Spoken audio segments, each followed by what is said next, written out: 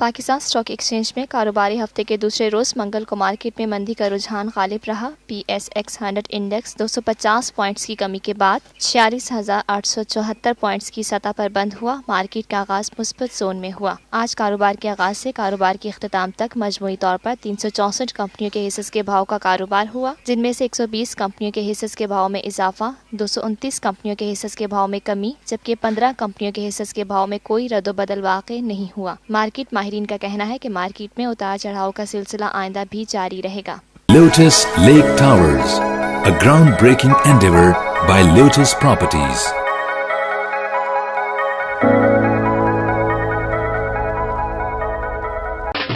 देसी खानों के मतवाले हो जाएं तैयार। पाकिस्तान का सबसे बड़ा बुफे वीकेंड आ गया है। 21, 22 और 23 अप्रैल जुमा, हफ्ता और इतवार पाकिस्तान का दस्तरख्वान सजाएगा देसी खानों का बेहतरीन इंतखाब। फेयर हॉल गार्डन्स कराची में जो चाहो जितना चाहो खाओ।